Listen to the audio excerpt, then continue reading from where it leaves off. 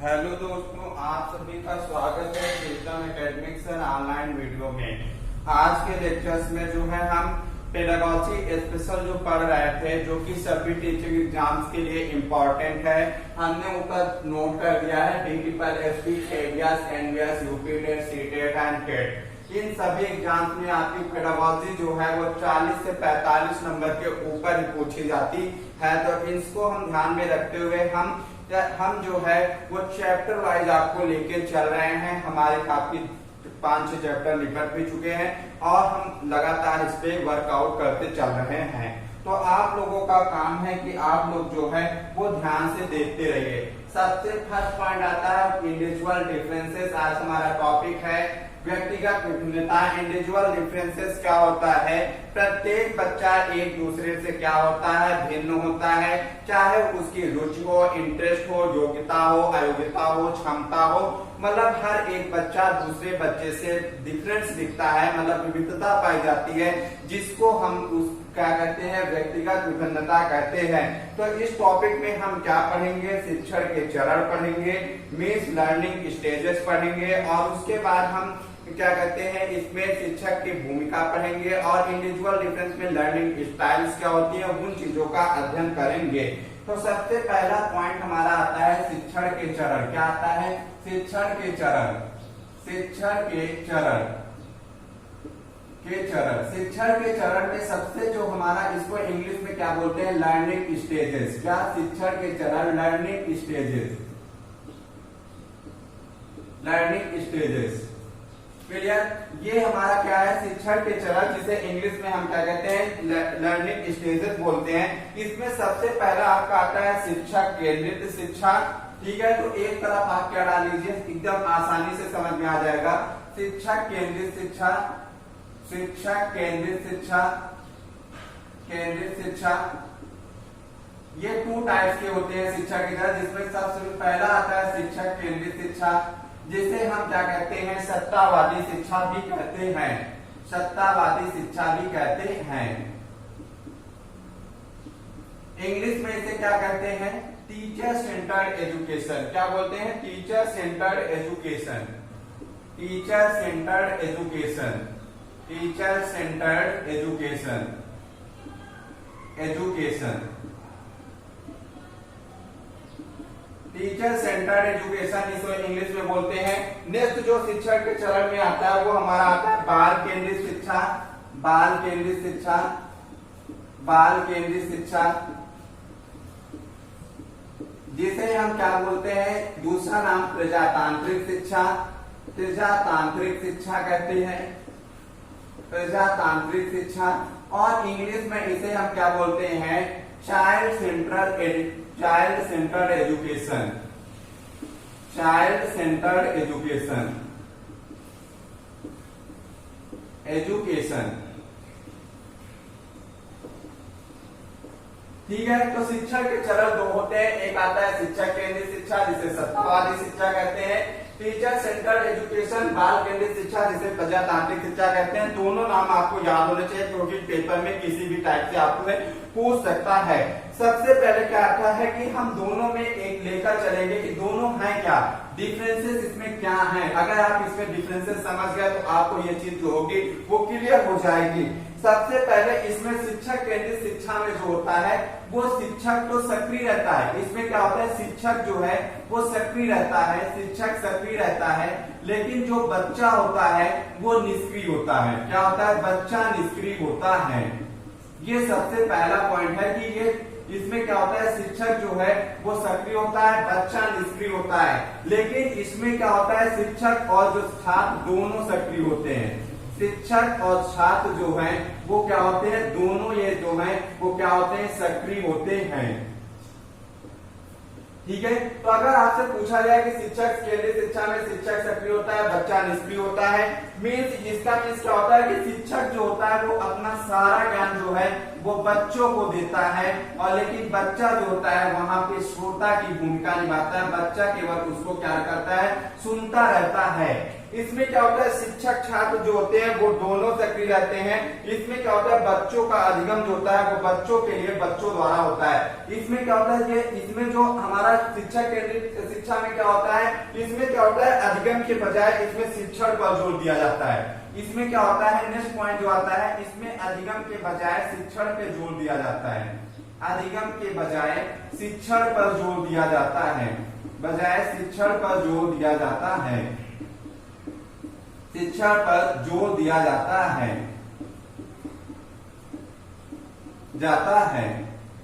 इसमें नेक्स्ट इसमें जो आता है, इसमें क्या होता है, इसमें जो है वो अधिगम पर जोर दिया जाता है। क्या है, इसमें जो पॉइंट आता है वो इसमें क्या होता है, अधिगम पर जोर दिया जाता है, अधिगम पर जोर दिया जाता है, पर जोर दिया जाता है,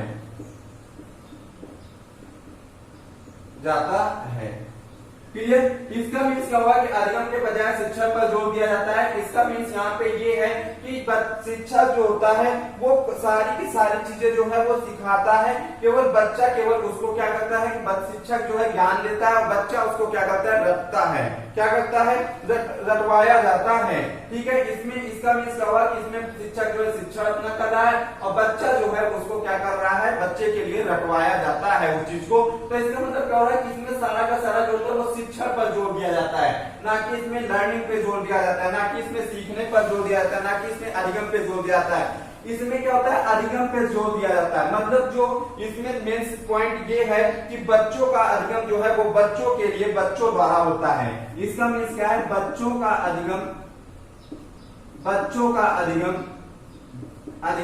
बच्चों के लिए बच्चों के द्वारा होता है, अधिगम बच्चों के लिए बच्चों द्वारा होता है, अधिगम बच्चों के लिए बच्चों द्वारा होता है, बच्चों द्वारा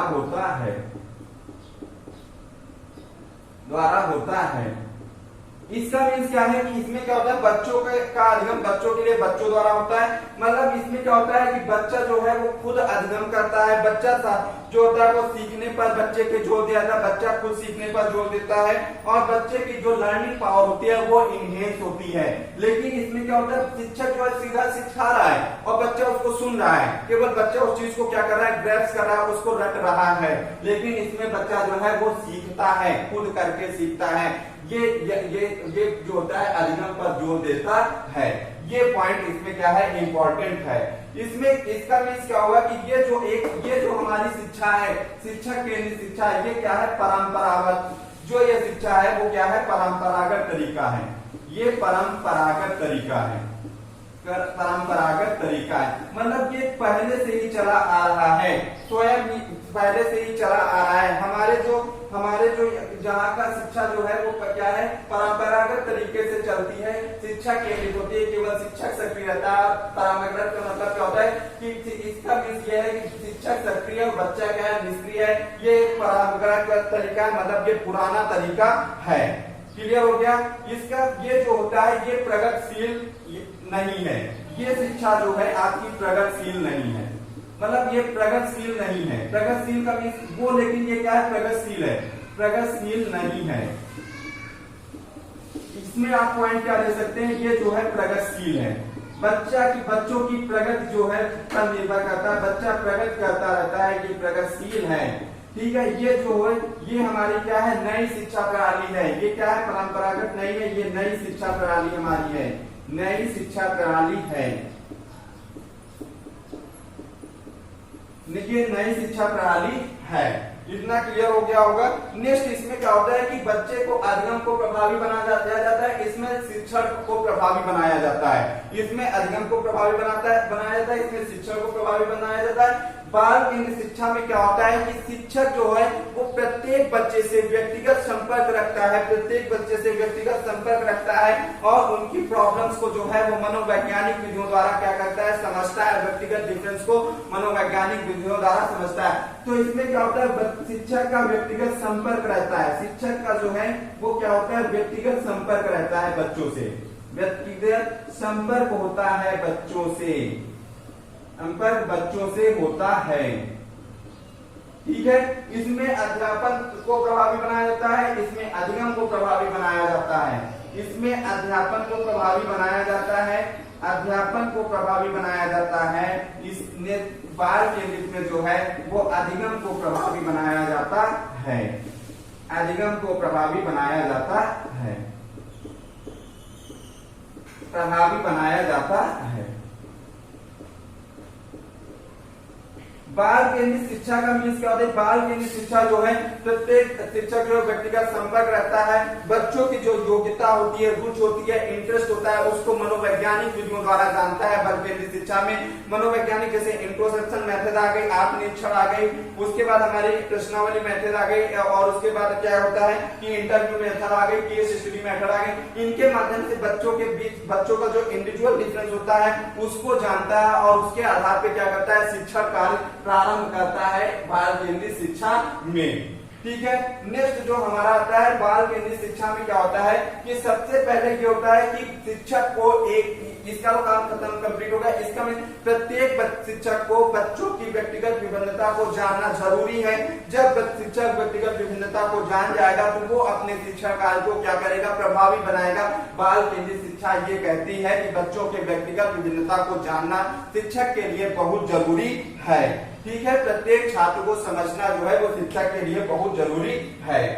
अब क्योंकि व्यक्तिगत विभिन्नता बाल केंद्रित शिक्षा में क्या होता है, बच्चों की व्यक्तिगत विभिन्नता के आधार पर शिक्षा दी जाती है। कैसे बच्चों की व्यक्तिगत, तो इसमें आता है अधिगम शैली। नेक्स्ट एक पॉइंट आपका आता है अधिगम शैली।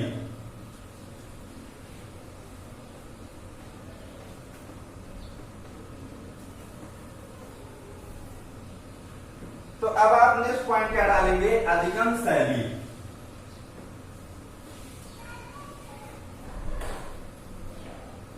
अधिगम शैली, अधिगम शैली जिसे हम इंग्लिश में क्या बोलते हैं, इंग्लिश में हम जिसे कहते हैं लर्निंग स्टाइल, लर्निंग स्टाइल।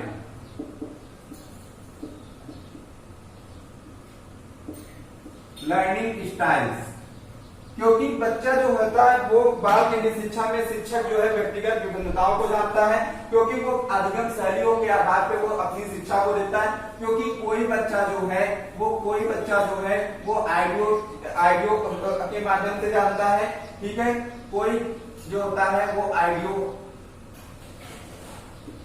के माध्यम से चीजों को सुनता है, कोई जो होता है वो विजुअल के द्वारा जानता है, कोई जो नेक्स्ट जो होता है वो हमारा काइनेस्टिक होता है, काइनेस्टिक। ठीक है, काइनेस्टिक होता है। मीन्स इसका क्या मीन्स होता है, कोई आइडियो लर्नर होता है, कोई विजुअल लर्नर होता है, कोई काइनेस्टिक लर्नर होता है, काइनेस्टिक लर्नर होता है। मीन्स कोई बच्चा जो है वो चीजों को सुनकर समझ जानता है, कोई बच्चे को जो है वो देखकर चीजें समझ में आती है, कोई बच्चा जो होता है वो अनुभव द्वारा सीखता है। इसका मीन्स क्या होता है, आइडियो का मीन्स होता है सुनकर, सुनना, सुनकर। ठीक है, इसका मतलब क्या होता है, इसका मीन्स होता है दृश्य। कोई जो लर्नर होता है वो दृश्य अधिगम करता होता है, दृश्य अधिगम करता होता है। और नेक्स्ट जो होता है काइनेस्थेटिक, जिसे हम कहते हैं अनुभव द्वारा सीखना, अनुभव द्वारा सीखना, अनुभव द्वारा सीखना, सीखना या करके सीखना, करके सीखना, करके सीखना। ठीक है, ये लर्निंग स्टाइल होती है बच्चों की। कोई लर्नर जो होता है वो आइडियो लर्नर होता है। ठीक है, आइडियो लर्नर का मीन्स होता है सुनकर सीखना। क्या आइडियो लर्नर का मीन्स होता है सुनकर सीखता है। कोई लर्नर जो होता है वो विजुअल लर्नर होता है, जो दृश्य मतलब जो चीजों को देख कर जानता है। और कोई जो होता है बच्चा वो अनुभव द्वारा सीखता है, अपने हाथों से करके सीखता है, उसे हम क्या बोलते हैं, काइनेस्थेटिक लर्नर बोलते हैं। ठीक है, मतलब आइडियो लर्नर, काइनेस्टिक लर्नर, और उसके बाद नेक्स्ट जो आता है वो विजुअल लर्नर होते हैं। ये अधिगम शैली के क्या है, तो टाइप्स हैं। नेक्स्ट जो आता है बच्चों की व्यक्तिगत विभिन्नताओं के प्रकार। ये आपका मेन इंपॉर्टेंट आपका नेक्स्ट पॉइंट आ रहा है, बच्चों की व्यक्तिगत विभिन्नताओं के प्रकार। बच्चों के व्यक्तिगत विभिन्नताओं के प्रकार, व्यक्तिगत विभिन्नताओं के प्रकार।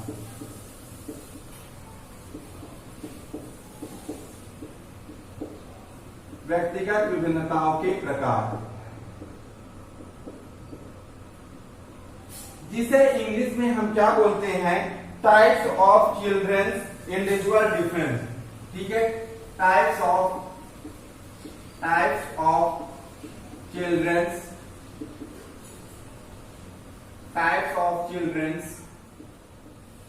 individual differences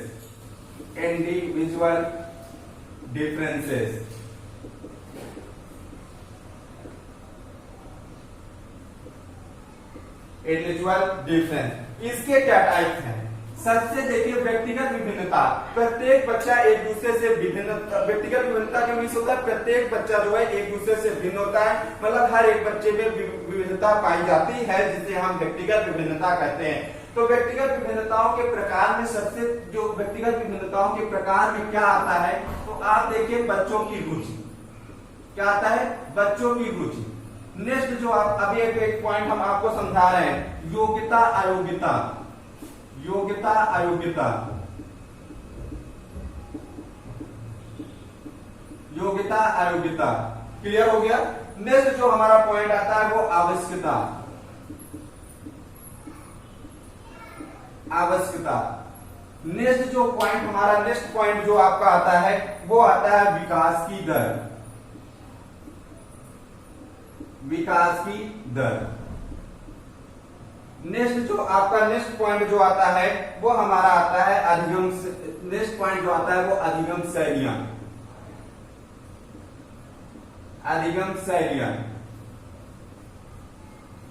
क्लियर हो गया। नेक्स्ट जो आपका यहाँ पे नेक्स्ट जो इंडिविजुअल डिफरेंस का आधार होता है वो आपका होता है वंशानुक्रम। वंशानुक्रम, क्लियर हो गया।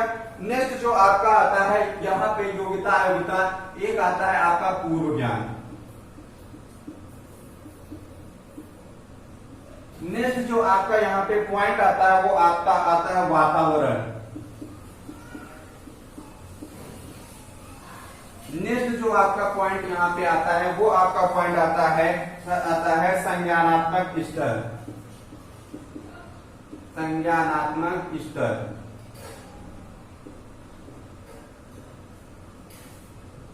नेक्स्ट जो पॉइंट आपका संज्ञानात्मक स्तर के बाद जो नेक्स्ट पॉइंट आता है वो आपका आता है सामाजिक और सांस्कृतिक पृष्ठभूमि। सामाजिक सांस्कृतिक पृष्ठभूमि। सांस्कृतिक पृष्ठभूमि।